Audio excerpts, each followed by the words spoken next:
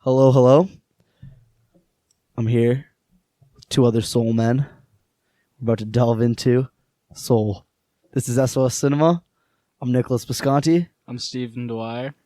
And I'm Andrew Seelig.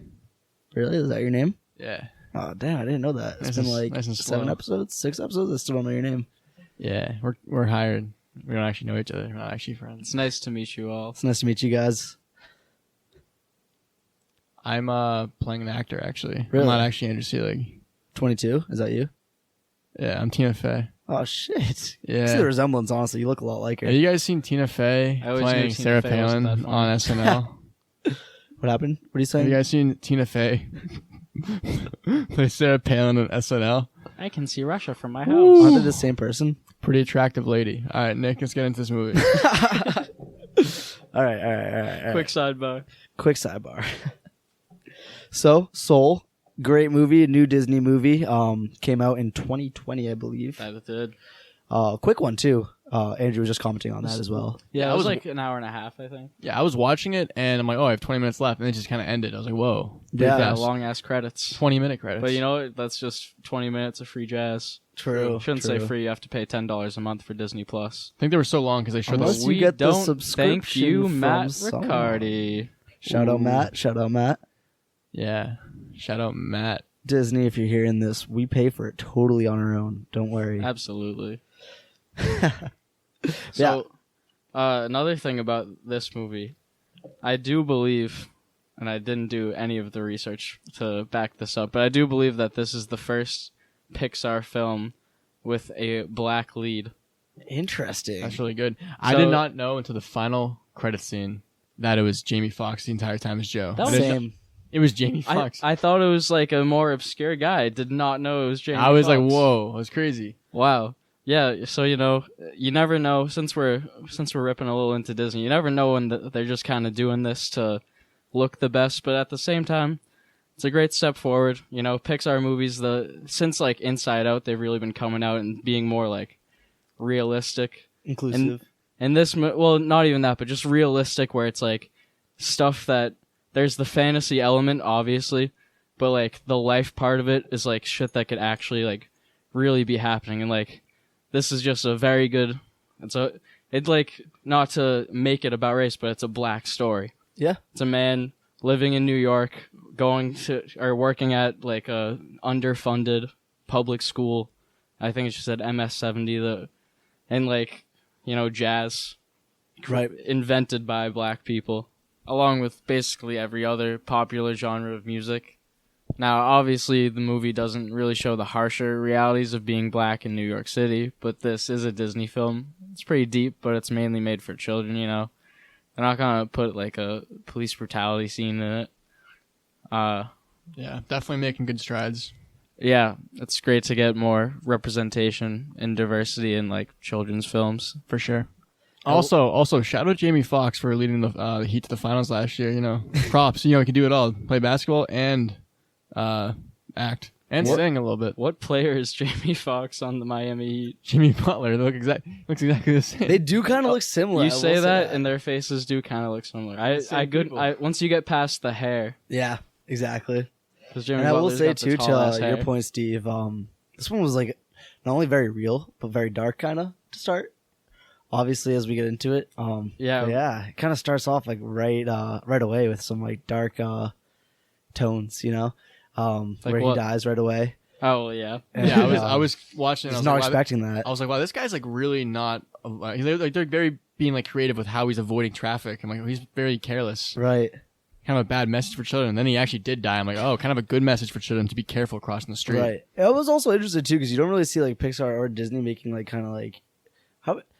Yeah, I guess like dark films, like they're usually like very upbeat and like kind of happy Yeah, and like this follow a is- happier plot. And this one from the start is just very like this is for sure also the deepest Pixar Yes. movie. Yeah, definitely. I I thought it'd agree. be like a follow your dreams kind of story, but turn into a like life and death, like Yeah, really exploring like the cosmos. Existential, Yeah, right. existential topics. the Kinda importance of being similar- selfless even too. kind of similar to Duncan Trussell's Midnight Gospel. Midnight Gospel on Netflix. Big shout out. Great Also, I I series. think they came out similar times. Yeah, I'm probably like similar how they're inspired. Like Happy Feet and like Surf's Up are kind of inspired. Probably similar, like maybe. the existential like life and death angst. I can see it. I bet Duncan Trussell likes Soul. Yeah, probably. It's a great movie. If you like life, you'll like Soul. I know we keep on giving shout outs out, but that's really what it is about at the end of the day. It's about living your life. Yeah.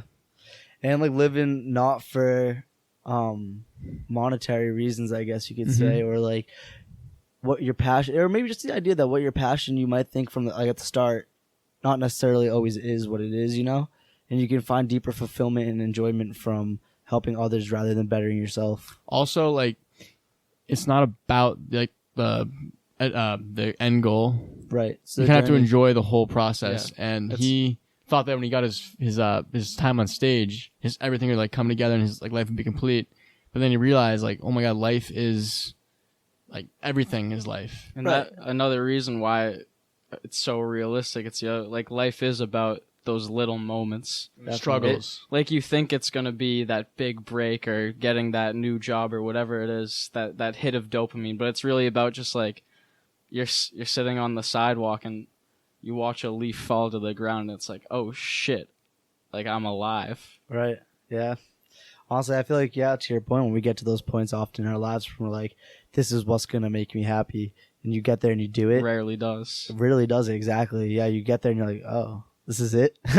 You know? And so I think that's like a big thing too, which I think was pretty awesome that they show in this film.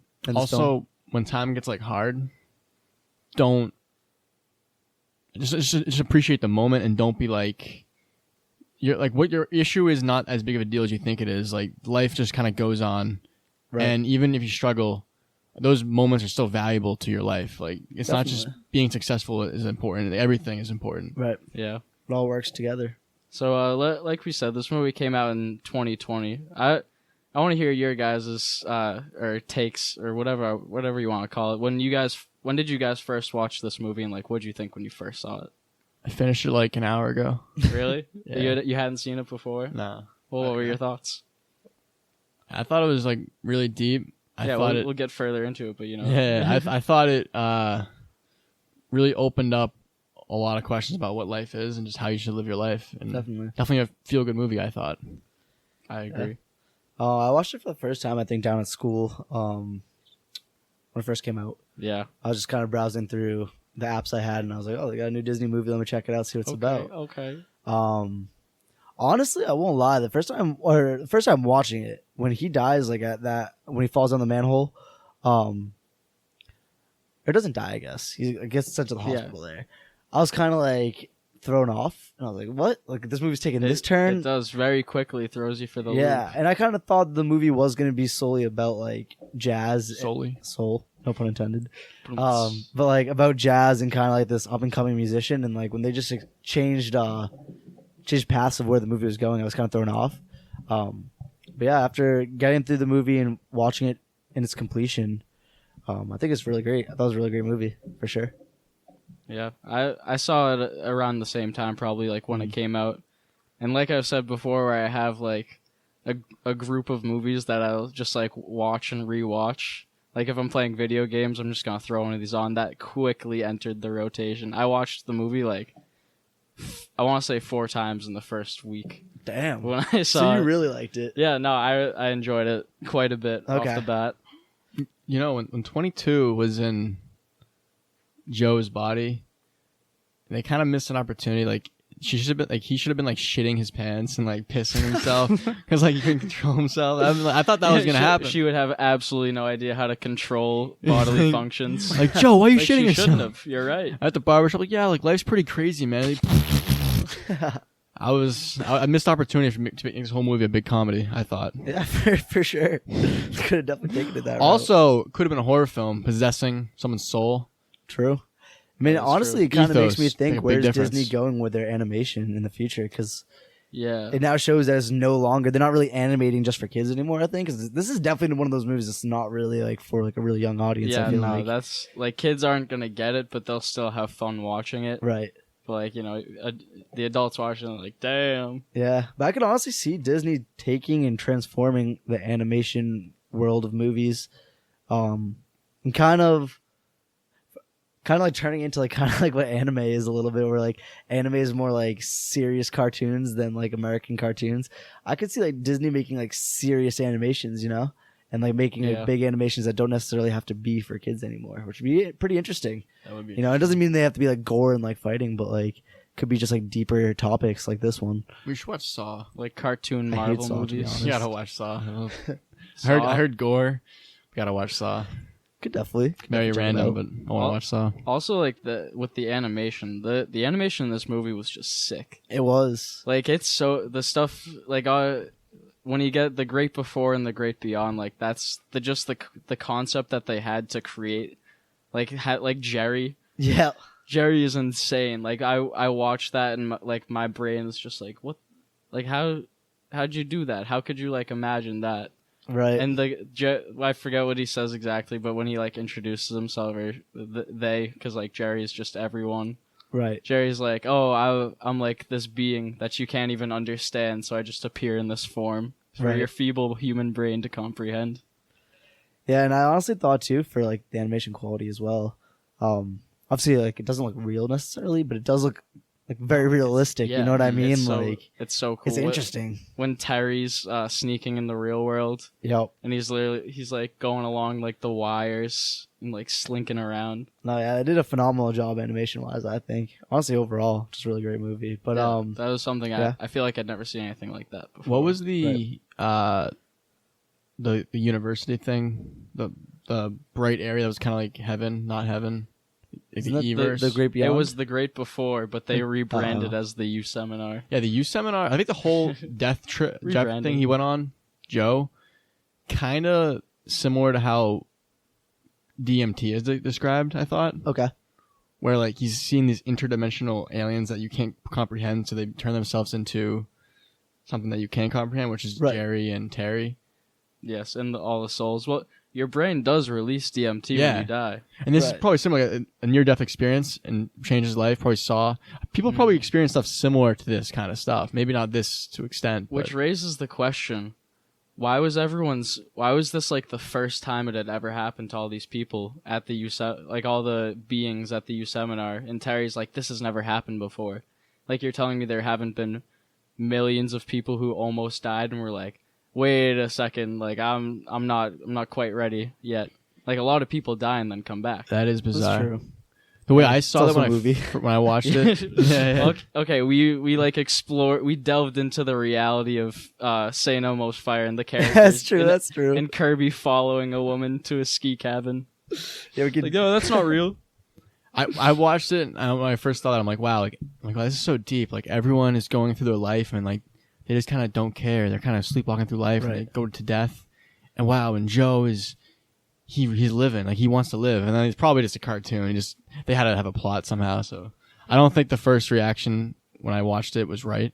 It's probably just a cartoon. Yeah, but I mean, that's like, I think that's the way they want you to think about it. That's the way you kind of should, though. Where everyone's just like, all right, I'll die, whatever, don't care. Life's pointless anyway. But Joe's not like that. Yeah. So it's kind of interesting. Okay. Yeah.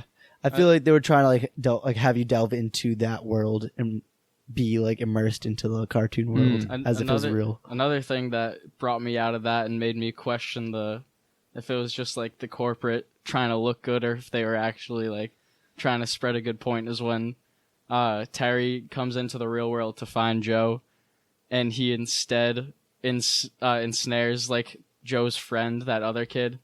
Okay. And he follows it. He brings him like into the cosmos and literally rips his soul out of his body and is like, "Got you, Joe Gardner."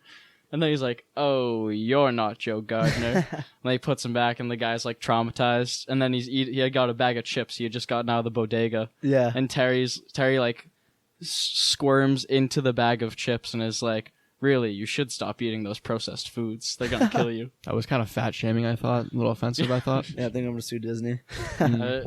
I think if everybody stopped eating processed foods, it'd be a better world for sure. Probably we'd all die within a week. I'm just kidding. But also I have to say another thing where kind of the aspect of it being more mature, I guess, or maybe it's just the first Pixar / Disney production where I've noticed it because I've been older. But Moonwind is like literally like just like a psych head who like trips like all the time, and that's how he gets in and out of the.